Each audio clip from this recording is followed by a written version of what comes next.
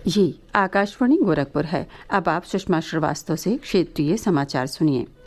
प्रधानमंत्री नरेंद्र मोदी ने कहा है कि देश में चल रहा विश्व का सबसे बड़ा टीकाकरण अभियान भारत को आत्मनिर्भर बना रहा है।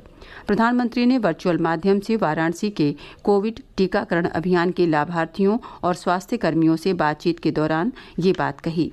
श्री मोदी ने लाभार्थियों और भारत के टीकाकरण कार्यक्रम में लोगों का विश्वास बढ़ाने के लिए कोविड टीकाकरण कार्यकर्ताओं को धन्यवाद दिया।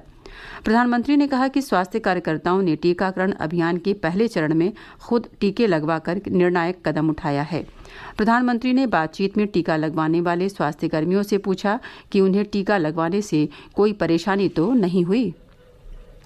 वाराणसी जिला महिला अस्पताल की मैट्रन बहन पुष्पा जी मुझसे बात कर रही हैं।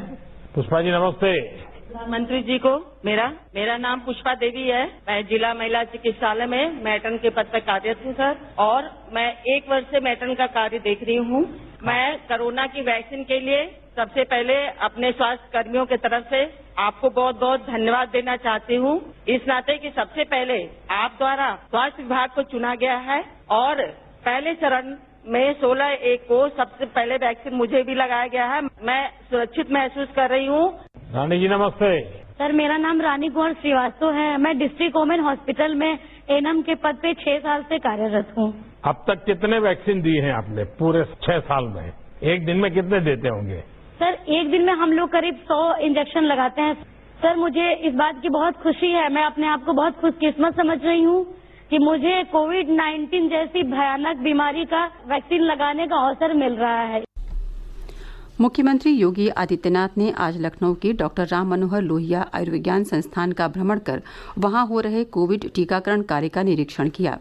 इस अवसर पर मुख्यमंत्री ने कहा कि कोविड-19 वायरस पर अंतिम प्रहार के लिए टीकाकरण कार्य शुरू हो गया है। भारत सरकार द्वारा निर्धारित प्राथमिकता के क्रम में शीघ्र कोविड वैक्सीन राज्य में सभी के लिए उपलब्ध होगी। उन्होंने भारत सरकार की गाइडलाइन के अनुसार कोविड टीकाकरण कार्य संचालित करने का निर्देश दिया। भारतीय जनता पार्टी के राष्ट्रीय अध्यक्ष जगत प्रकाश नड्डा ने कहा है कि देश में ज्यादातर राजनीतिक दल परिवारवाद की राजनीति कर रहे हैं। उन्होंने आज लखनऊ में कहा कि केवल भाजपा ही बिना किसी भेदभाव के काम करती है और परिवार के सदस्यों को राजनीति में लाने के खिलाफ है। भाजपा अध्यक्ष ने कहा कि देश में करीब 1500 राजनीतिक दल हैं और वे सभी परिवारवाद की राजनीति कर रहे हैं। श्री नड्डा 2 दिवसीय दौरे पर लखनऊ में हैं।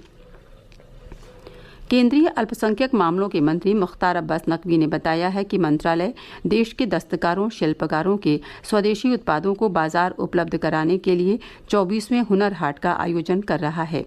वोकल फॉर लोकल थीम के साथ अवध शिल्पग्राम लखनऊ में ये हुनर हाट 4 फरवरी तक चलेगा। उन्होंने बताया कि हुनर हाट का औपचारिक उद्घाटन कल प्रदेश के मुख्यमंत्री योगी आदित्यनाथ करेंगे। श्री नकवी ने कहा कि लखनऊ के हुनर हाट में आंध्र प्रदेश, असम, बिहार, चंडीगढ़, छत्तीसगढ़, दिल्ली, गोवा, गुजरात, हरियाणा, हिमाचल प्रदेश, जम्मू कश्मीर, पश्चिम बंगाल सहित 31 राज्यों केंद्र शासित प्रदेशों के लगभग 50 दस्तकार शिल्पकार शामिल हो रहे हैं। उन्होंने बताया कि देश के विभिन्न स्थानों में आयोजित हो रहे हुनर हाट दस्तकारों और शिल्पकारों के लिए उत्साहवर्धक और लाभदायक साबित हो रहे हैं। उत्तर प्रदेश माध्यमिक शिक्षा परिषद की वर्ष 2021 की इंटरमीडिएट की प्रायोगिक परीक्षाएं 3 से 22 फरवरी तक 2 चरणों में संपन्न होंगी। बोर्ड के सचिव दिव्यकांत शुक्ल ने बताया कि पहले चरण में 3 से 12 फरवरी तक आगरा, सहारनपुर, बरेली, लखनऊ, झांसी, चित्रकूट, फैजाबाद, आजमगढ़, देवीपाटन और बस्ती मंडल में प्रायोगिक परीक्षाएं कराई जाएंगी। दूसरे चरण में 13 से 22 फरवरी तक प्रयागराज, वाराणसी, मिर्जापुर, गोरखपुर, कानपुर, मुरादाबाद, अलीगढ़, मेरठ मंडल में ये परीक्षा संपन्न कराई जाएगी।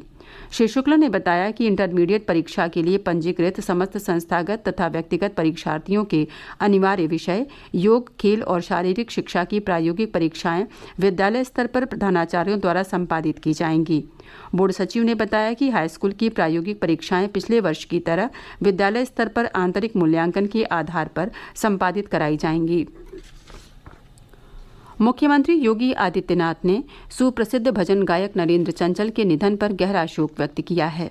अपने शोक संदेश में मुख्यमंत्री ने दिवंगत आत्मा की शांति की कामना करते हुए शोक संतप्त परिजनों के प्रति गहरी संवेदना व्यक्त की है। श्री चंचल ने आज दोपहर दिल्ली की अपोलो अस्पताल में अंतिम सांस ली। वे 80 वर्ष के थे और करीब पिछले 3 माह से बीमार चल रहे थे। इसके साथ ही क्षेत्रीय समाचारों का ये बुलेटिन समाप्त हुआ। नमस्कार।